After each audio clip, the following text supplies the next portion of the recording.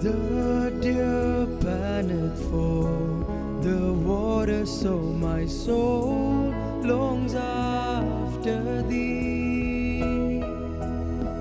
You alone are my heart's desire, and I long to worship thee. You alone are my strength, my shield. To you alone may my spirit yield. You alone are my heart's desire, and I long to worship thee.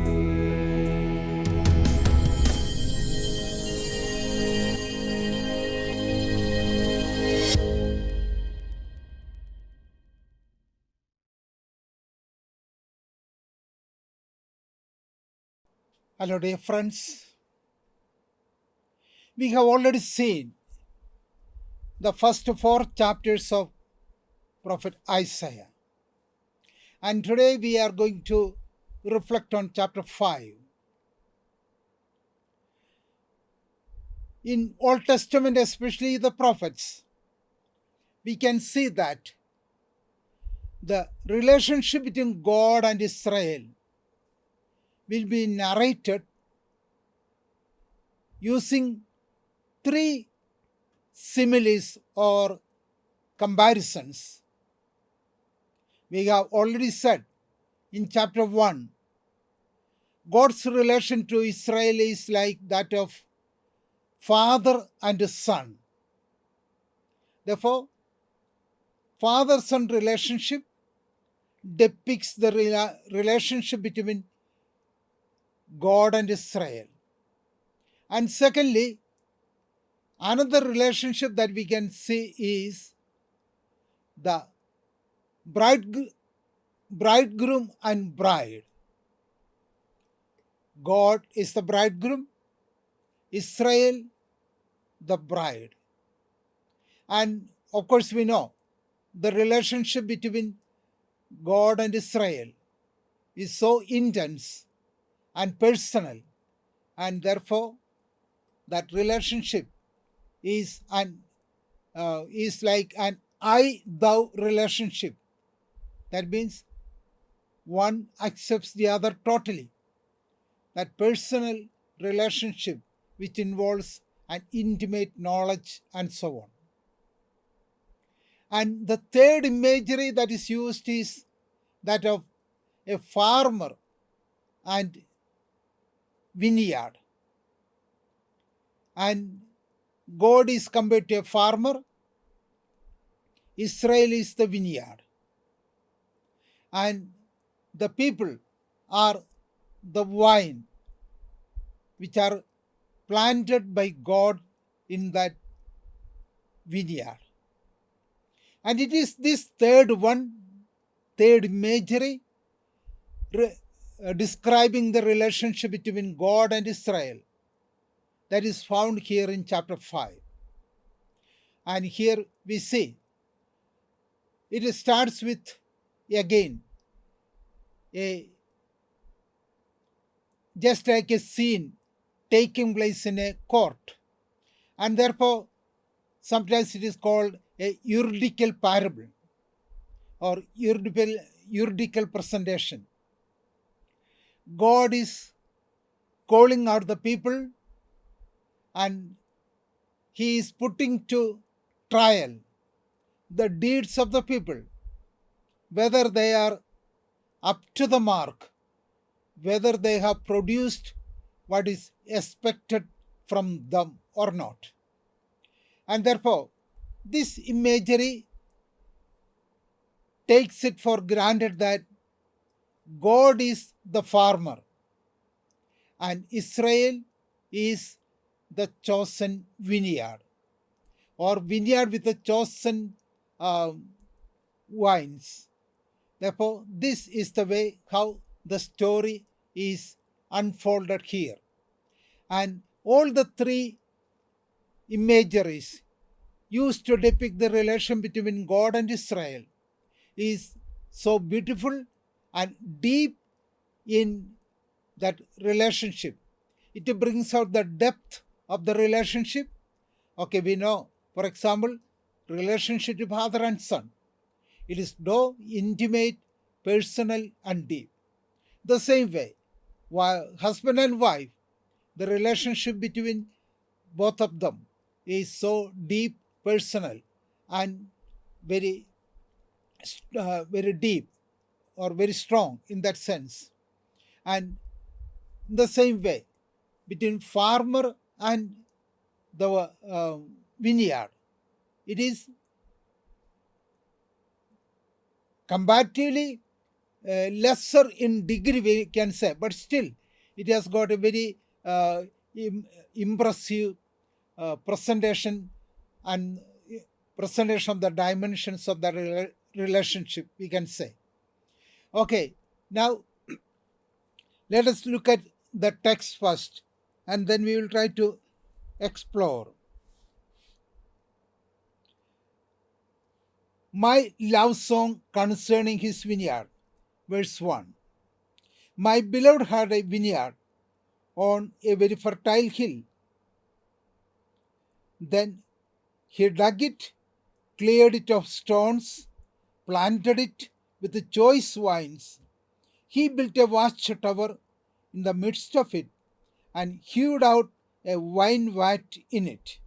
He expected it to yield grapes, but it yielded wild grapes.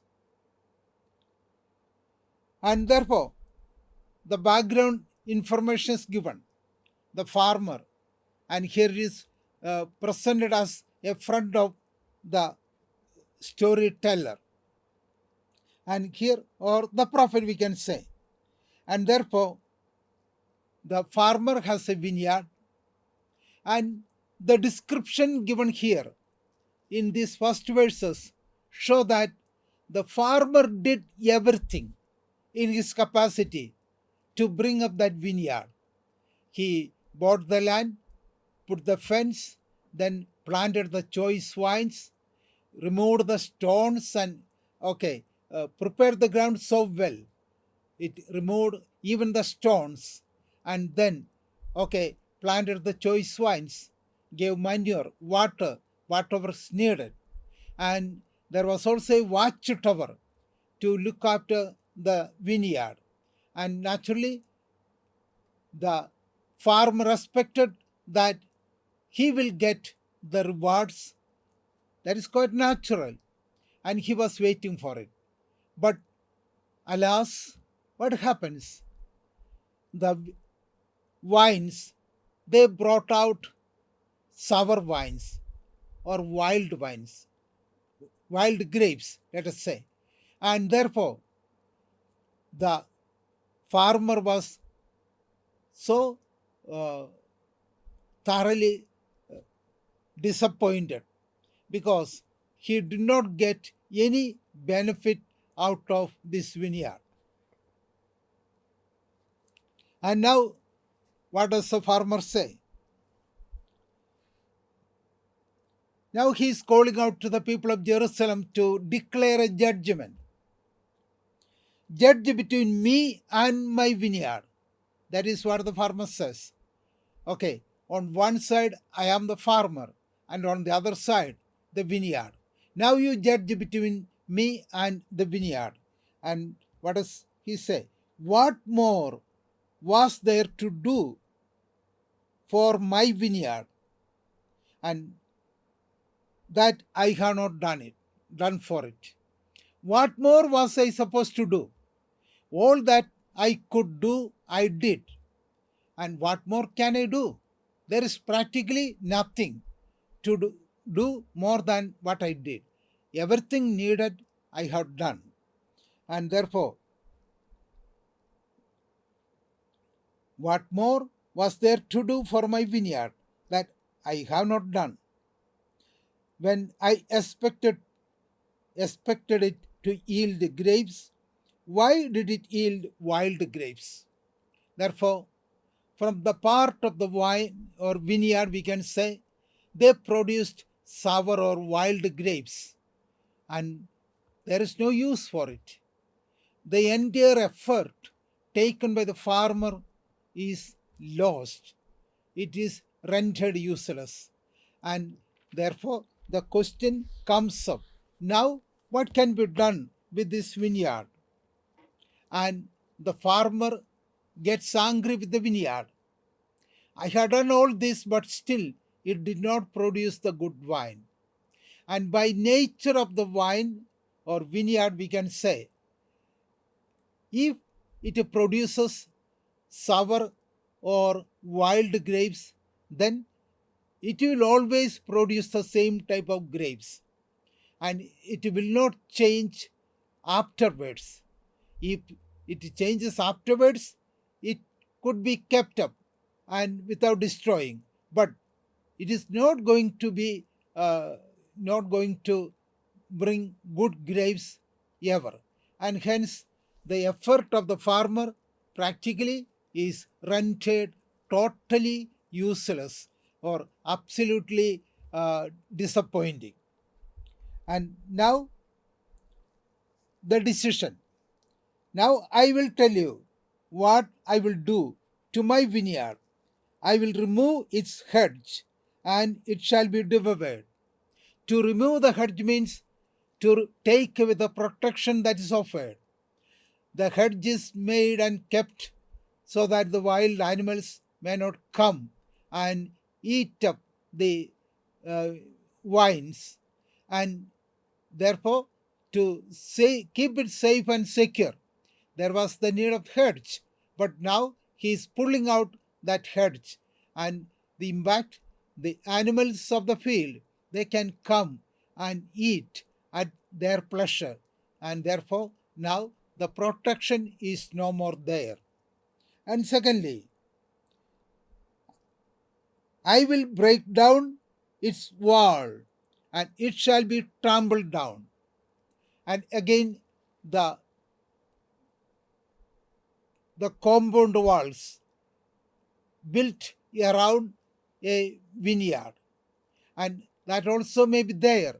And also it will be when the protective wall is destroyed, it will be trampled down by men and beast alike, and therefore again the protection is removed. And thus we see the way is open that the wild vines can be eaten up by the animals, and it can be trampled down by animals and humans, and therefore that is the situation now. And then again, I will make it a waste. That is, waste would mean it is not at all taken care of, just like a waste, a plant that is just like a useless plant or tree, or practically it becomes a waste, good for nothing. And I will make it a waste, it shall not be pruned or hewed. And there also we find, if only we do the pruning and cutting off the unyielding branches, it will not yield uh, in a good way for the next year. And if the pruning is done, naturally things will be far better, and the vine will produce better or more fruits and better grapes, you can say. And now the farmer says, I will not attend to it, and that is the meaning of pruning. Okay, to make it grow in a better way, that he will not do, he will not attend to it, but it shall be overgrown with briars and thorns. Briars and thorns will grow all around it when nobody is there to take care of the vine. And again it is said, I will also command the clouds that they rain no rain upon it, and there will be severe drought coming upon the vineyard, and naturally everything will be dried up, withered.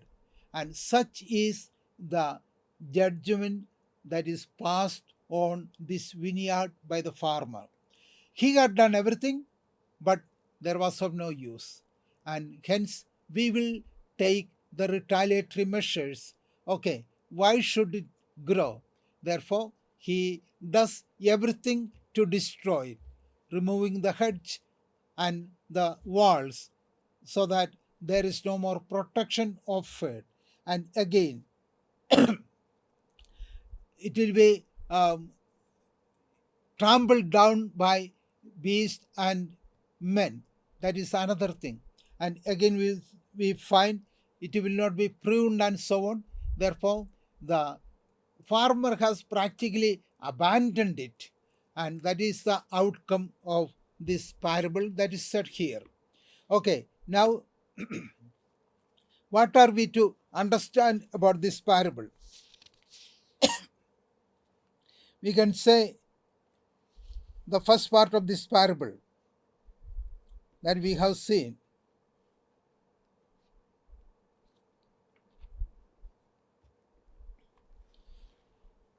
Okay, sorry, we'll read one more passage and then go for the interpretation. Verse 7. For the vineyard of the Lord of hosts, vineyard of the Lord of hosts is the house of Israel, and the people of Judah are his pleasant planting. Therefore, vineyard is Israel, and Judah is the choicest wine. He expected justice, but saw bloodshed. Okay, therefore, from this vineyard, he expected good, better fruits. But what happens? He expected justice, but instead he saw injustice, and that is the bloodshed.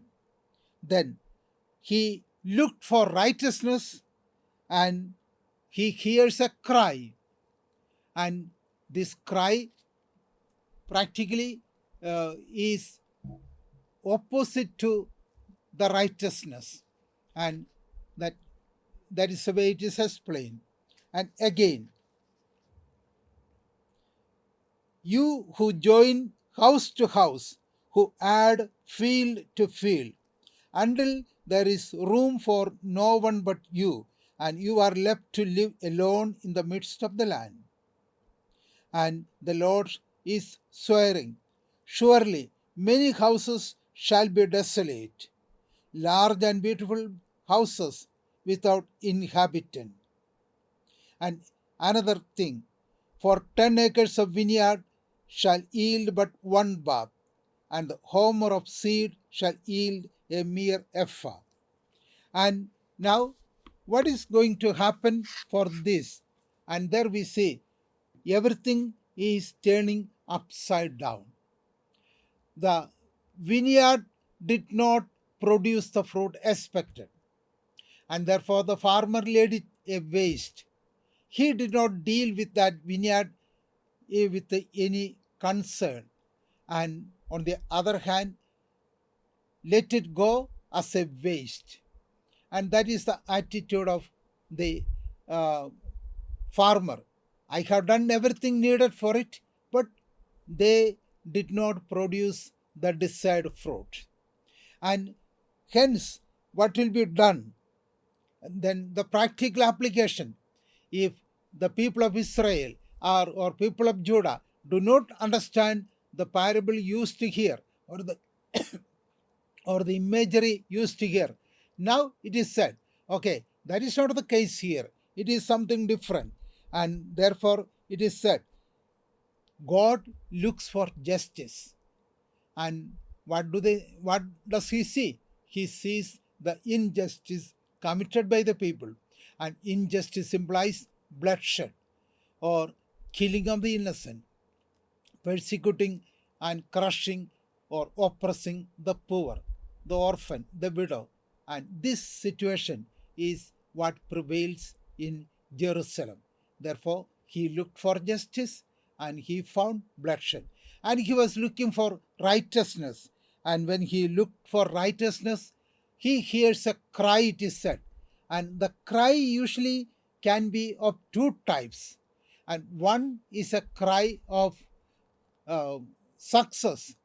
For example, an army wins a battle over the enemy, and then they give a shout of joy, and it is a loud cry or making noise as if they are crying in that sense.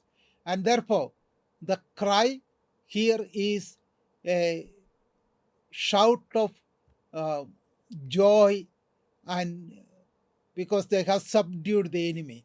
Therefore, the militant cry, that is the meaning of that. The army as a whole shouts aloud, and that is the cry of success. And there can be also another cry, the cry of lament, the lament of the one who is trampled on the street, the poor, the orphan, the widow. Their rights are neglected, they are oppressed and crushed, and they are not even able to go to the courts of justice because they will be sidelined when they try to go to the court of justice. And the great or the rich ones, they take advantage of all this. They grow year by year, day by day, we can say, and they will be adding field to field, house to house, and thus they accumulate a total, or the accumulate a wealth of um, or plentiness, and we can say, and hence it is like this. But what is the outcome? Such beautiful and large houses without inhabitants. That is the situation that is going to come, the punishment being pronounced on them.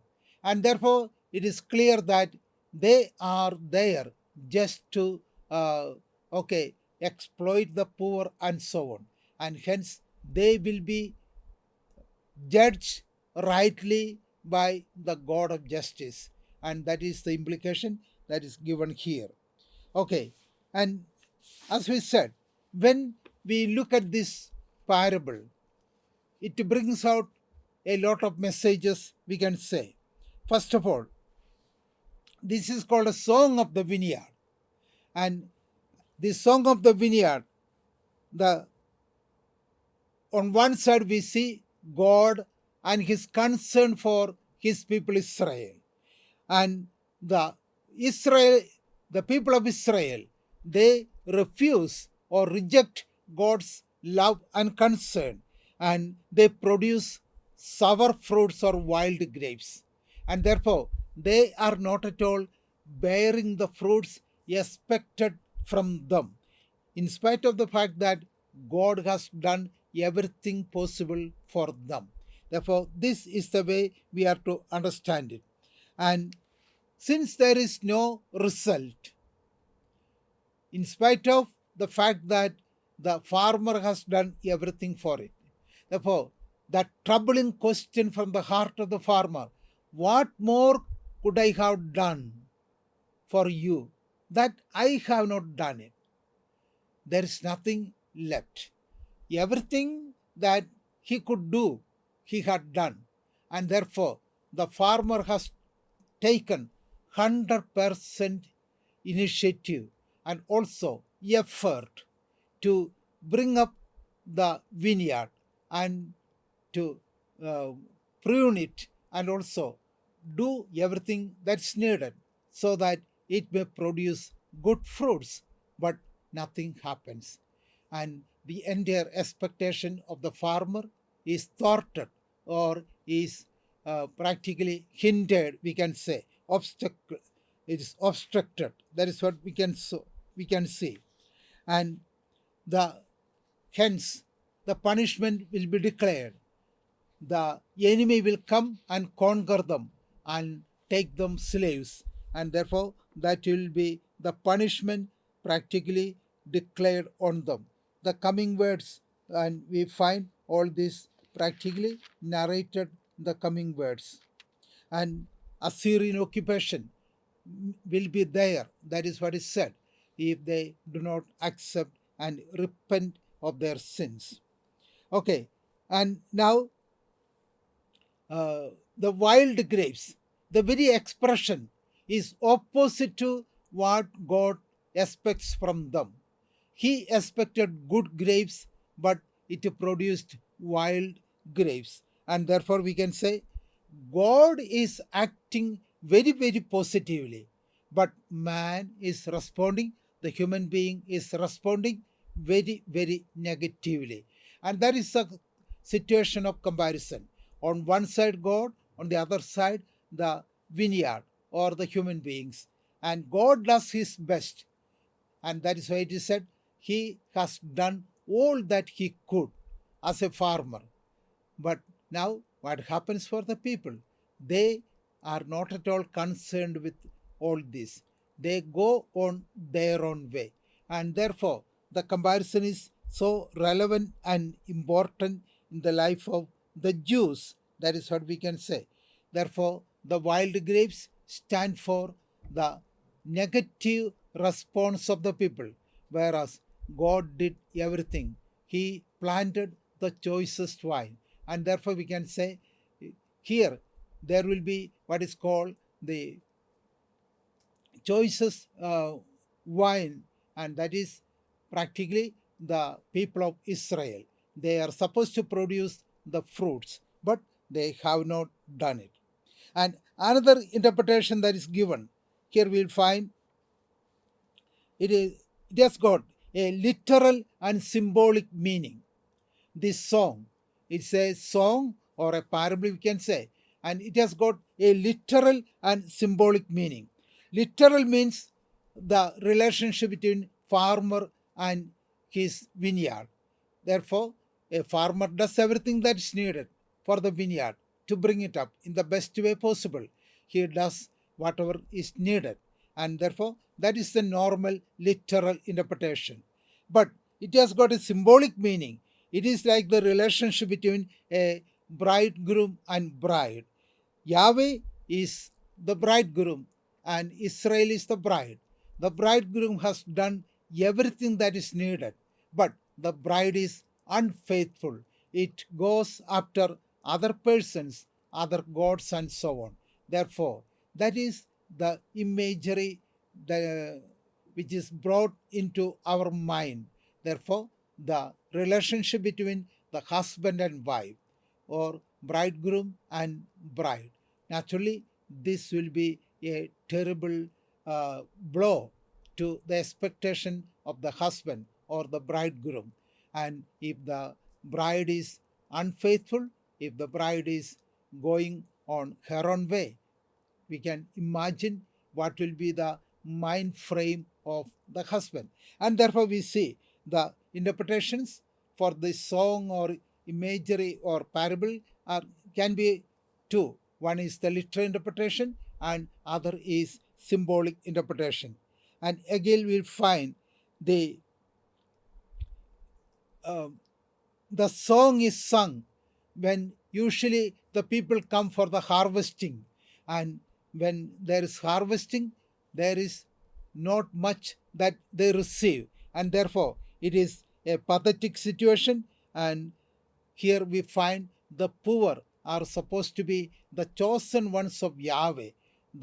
They are often called my people and so on. Therefore, that situation changes the concept about the poor people too.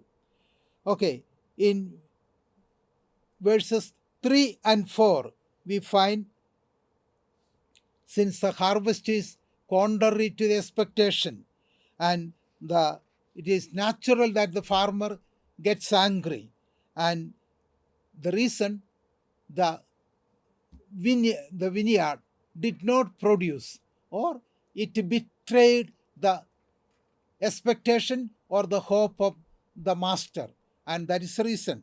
And therefore it is a betrayal equivalent to the betrayal of the bride, when the bridegroom has given everything, anything to the bride, but she has some other thoughts, some other interest, and goes after somebody, and so on.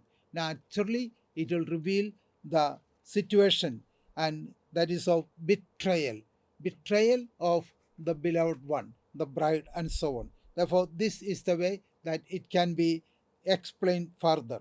And again, we find the question, God's question is very clear in verses 3 and 4. What and why? What more had I to do? And why did you produce the negative or the evil sour grapes? And the what and why is two provoking questions are posed before the reader too. What and why? It is applicable for us alike. And then another question that is asked by God Himself. Okay, what more had I to do with you? Is there anything that I did not do for you? That question is really heart-rending. We know that. If God is asking such a question, it comes from the heart of God and it provokes the human being, the hearer. And what more had I to do? And now, what will He do? The answer is not given practically for the question. Hence, God decides to abandon the vineyard. I will abandon it, forsake it. And that is as a sign of all these descriptions given. The hedge is broken down, the walls are pulled down, then everything else, it will not be pruned, and all these things are narrated to show that there will not be any more practically any more concept or any more concern from the part of God. Therefore, this is the way we can understand the case or presented by Yahweh. Yahweh is about to abandon the vineyard in a definitive manner. Okay, we have a few more reflections to make on it that we will do in the coming session. Okay, thank you. Thank you, Lord, for the gift and love of your sacred word. Open our hearts to put into practice that which you have revealed to us through your word. Amen.